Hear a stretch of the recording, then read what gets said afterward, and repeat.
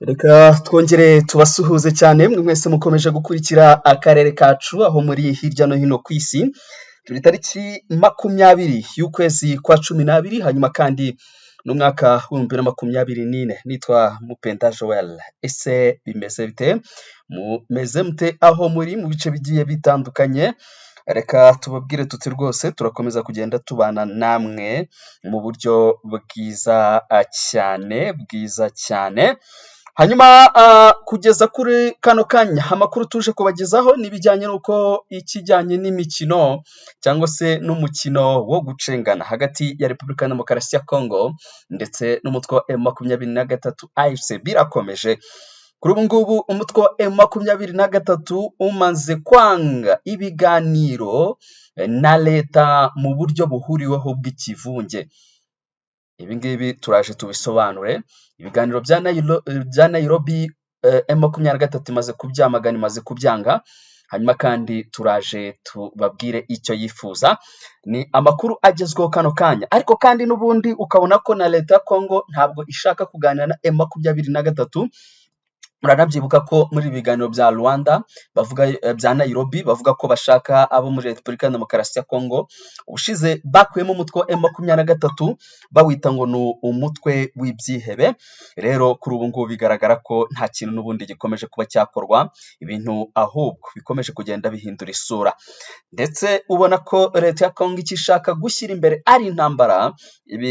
Ibi byanashimangirwa mu by'ukuri n'amavugurura arimo gukorwa na FARDC cyangwa se n'ubutegetsi bwa Congo. Kuri ubu bashyizeho umugaba mukuru w'ingabo za Repubulika ya Demokarasi ya Congo, akaba yitwa General Jules Muilambwe, wagizwe umugaba mukuru mushya wa FARDC.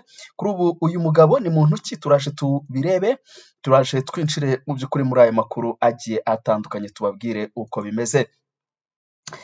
Biragaragara ko AFC M23 imaze gusubiza guverinoma ya Repubulika ya Demokarasi ya Congo, by'umwihariko mu kiganiro yarayigiranye na France 24, aho Thérèse Kayikwamba Wagner yavuze yuko ngo icyo bashyize imbere ari ibiganiro bya Nairobi, kuba baganira n'imitwe igiye itandukanye y'abanyekongo. Ariko kandi bamubajije bati ese ibiganiro biri direct na M23 kuki mukomeje kubyanga?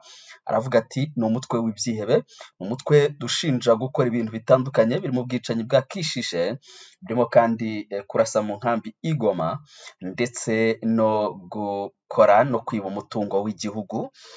Rero bisobanuye iki? Bisobanuye ko n'ubundi imvugo Kayikwamba yakoresheje hano tariki 19 ku munsi w'ejo arimo araganira n'ikinyamakuru cy'Abafaransa France 24 ntabwo itandukanye niyo Patrick Muyaya yakoresheje n'ubundi igihe yasomaga itangazo. Avuga kwanza, reka tubanze twumve uno mugore, reka tubanze twumve Thérèse Kayikwamba uko yaganirije France 24, hanyuma turaje tuhita tugaruka twinjire ku bisa neza nk'ibyo Patrick Muyaya, umuvugizi wa guverinoma ya Congo, yatangaje ubwo bangaga M23 ko yakwitabira ibiganiro bya Nairobi iri kumwe n'indi mitwe igiye itandukanye. Rero bijya gusa reka tubanze duhere kuri uyu mugore. La RDC refuse tout dialogue direct avec le M23 qu'elle considère comme un groupe terroriste. Pourtant, la RDC accepte le dialogue dans le cadre du processus de Nairobi. Qu'est-ce que cela change sur le fond? C'est un processus qui cible tous les groupes armés congolais et qui a pour vocation justement de créer une plateforme de consultation et d'échange entre ces groupes armés, mais aussi de leur permettre d'avoir une passerelle et une perspective pour quitter le combat en tant que groupe armé et avoir des perspectives de réinsertion sociale dans la société congolaise. Et donc pour nous, c'est très important que tous les groupes armés congolais participent dans ce processus à un pied d'égalité pour justement ne pas créer de précédent et pour maintenir l'esprit et la vision de ce processus piloté par le président honoraire Kenyatta. Finalement, pour que la situation se règle au plus vite, ne faudrait-il pas dialoguer directement avec le M23? Ce serait inacceptable pour nous. Encore une fois, quand il s'agit du M23, nous parlons d'un groupe terroriste. Un groupe armé qui a participé, si pas été en première ligne dans le massacre de Kishishe. Un groupe armé qui bombarde des camps de déplacés, qui pille les ressources naturelles et qui facilite l'accès aux troupes armées, aux troupes des forces armées rwandaises qui, elles, violent l'intégrité territoriale de la République démocratique du Congo. En tant que pays, nous venons de très loin. Nous avons eu à gérer la problématique des groupes armés déjà plusieurs fois et nous ne voulons pas retourner en arrière dans ce chapitre sombre de notre histoire dans lequel plutôt on récompensait des postes, on récompensait de l'influence politique juste à cause de la violence et à cause du caractère justement nocif de certains groupes armés. Vous demandez également le renouvellement du mandat de la MONUSCO, un mandat renforcé. Pourtant, votre prédécesseur Christophe Lutundula, il y a quelques mois, demandait plutôt un départ accéléré. Comment on explique ce revirement? Alors, je pense que ça peut être perçu comme un paradoxe, mais nous avons ensemble avec la MONUSCO réfléchi sur comment maintenir l'élan du départ de la MONUSCO. Il est clair que pour la République démocratique du Congo, la MONUSCO doit rester dans l'élan de son départ. Il est aussi clair que la situation actuelle au Nord Kivu ne permet pas un tel départ de manière anticipée, comme nous l'avons anticipé.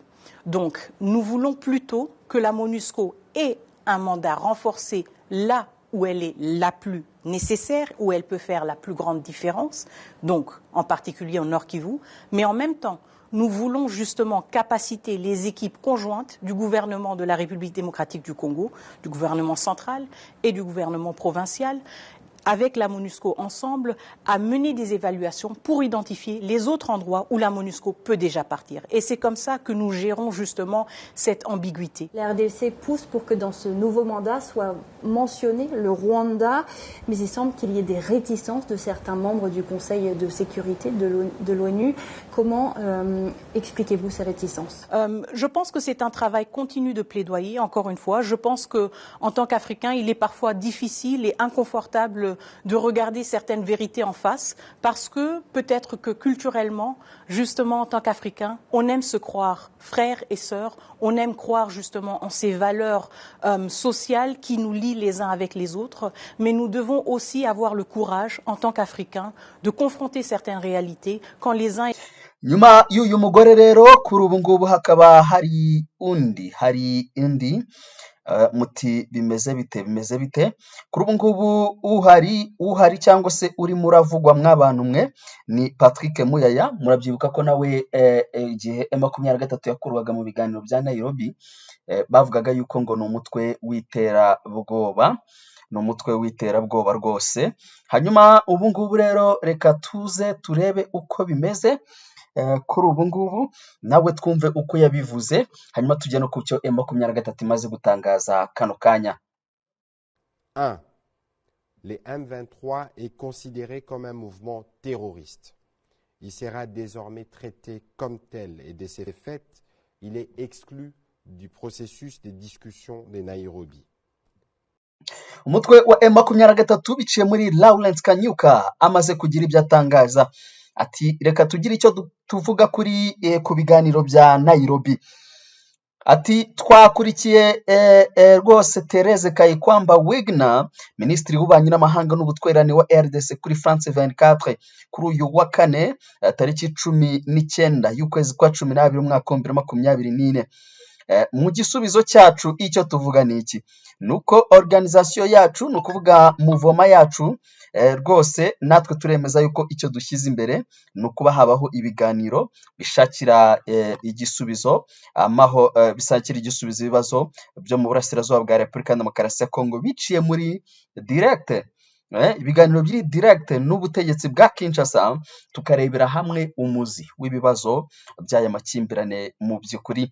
Hanyuma ikindi ati rwose turifuza kandi yuko tugaragaza ko umuryango wacu cyangwa se muvoma yacu ntabwo izigera rwose, ntabwo yifuza kuba ya participa cyangwa se yagaragara muri ibi biganiro bibahuza. M23 yanze guhurira mu biganiro n'iyi mitwe, ibyo bisa ngo ni militia yo ku ruhande rwa leta Congo. Ntabwo bashaka guhurira n'iyi coalition ya Congo muri ibi biganiro.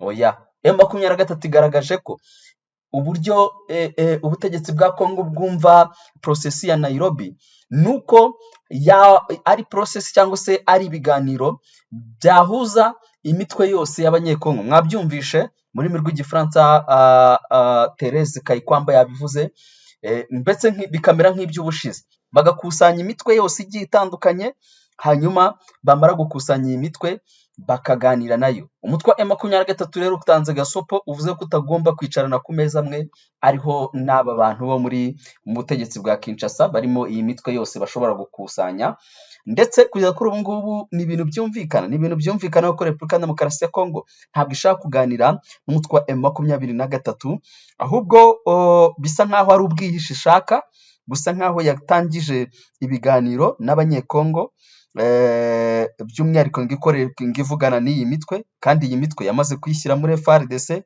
Urumva ko n'ubundi ni ibintu mu by'ukuri bitapfa gukunda, ni ibintu bitapfa gukunda rero, akaba ariyo mpamvu kugeza kuri ubu ngubu umutwe wa M23 nawe wabibonye kare, uravuga uti ntabwo tuzigera twebwe tujya mu biganiro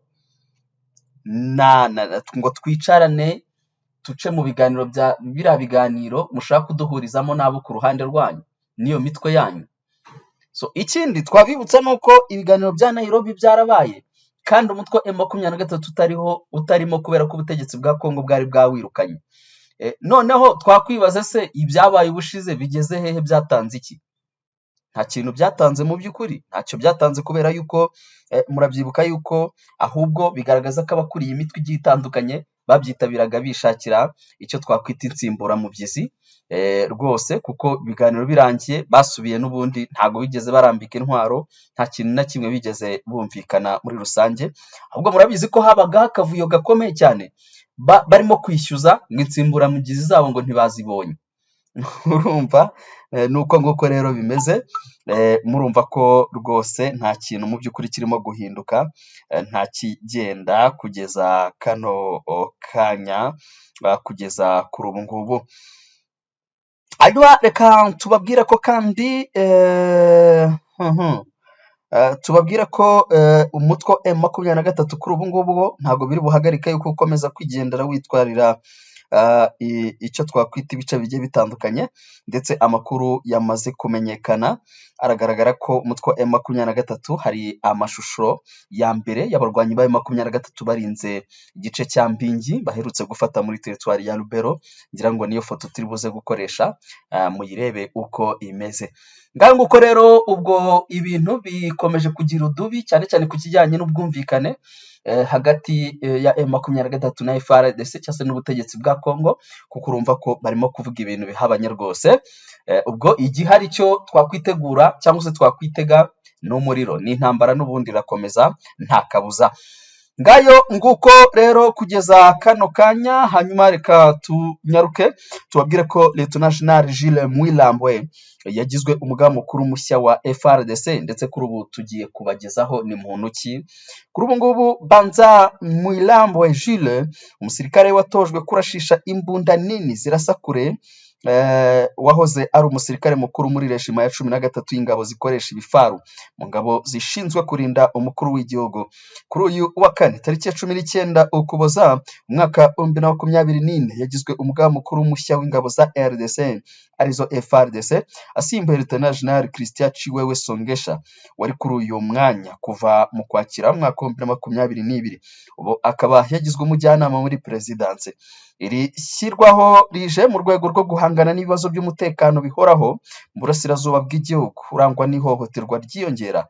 Mu mezi 3 ashize MONUSCO yaburiye ibibazo by'umutekano bigera ku 314 mu ntara za Ituri na Kivu y'Amajyaruguru, bituma hapfa abasivile 304 barimo abagore 53 n'abana 32, abandi 162 barakomereka.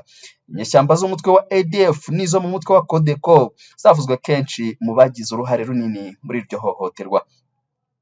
mbere yo kuzamurwa mu ntera, Banza Mali Mwilambwe Jules yagizwe Lieutenant General mu kwakira umwaka wa 2022. Yari komanda wungirije w'ingabo zishinzwe kurinda Perezida Tshisekedi, ashinzwe ibikorwa n'ubutasi.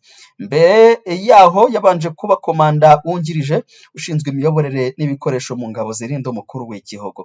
Lieutenant General Chiwewe Songesha yari yasimbuye General Celestin Mbala Munsense mu myaka 2 ishize. Chiwewe Songesha yari yarazamuwe agirwa umuyobozi w'ingabo zishinzwe kurinda umukuru w'igihugu mbere yo kugirwa umugaba mukuru wa FARDC mu 2022 nk'uko amakuru akomeza kugenda abigaragaza. Izi mpinduka mu buyobozi bw'ingabo za Congo zije mu gihe imirwano hagati ya M23 na FARDC n'indi mitwe bifatanyije ikomeje. M23 yaguye akarere igenzura muri iki cyumweru, cyane cyane yerekeza Pinga muri teritwari ya Walikale, ndetse yashyizeho ubuyobozi mu turere igenzura nk'uko byagarutsweho mu itangazo riherutse gushyirwa hagaragara na perezida wa politiki w'uyu mutwe Bertrand Bisimwa. Lieutenant General Mbanza Mwilambwe Jules agiye kuri iyi mirimo mu gihe guverinoma ikomeje guhatirwa kugirana ibiganiro na AFC M23 kugira ngo amahoro abashe kugaruka mu burasirazuba bwa Kongo nubwo itabikozwa, mu gihe kandi intambara ikomeje guhitana ubuzima bw'abanyekongo batari bake. Ngayo nguko rero ku kijyanye na M23 ndetse na FARDC, murumva ko ibintu bijyanye n'ibiganiro rwose bimaze kugira gute, bimaze kuburizwamo. Hanyuma kandi ikindi twababwira nuko Leta Zunze Ubumwe za Amerika yari yatangaje ko Uhuru Kenyatta ngo yagize gute, yemeye kuba umuhuza muri ibi biganiro, ariko nanako umutwe wa M23 urimo kuvuga uti ikintu kigomba kubaho nicyo bita ibiganiro biri direct, guca ku ruhande, kuduhuriza hamwe n'iriya mitwe ntabwo twe twabyemera rwose, kandi iri ku ruhande rwanyu, iri muri coalition yanyu, ibyo muvuga rwose ntabwo twabyemera na gatoya. Ngayo nguko rero niyo makuru yaragezweho, turagaruka twongere tuganire mu makuru agiye atandukanye turi kubategurira hano ni ku karere kacu.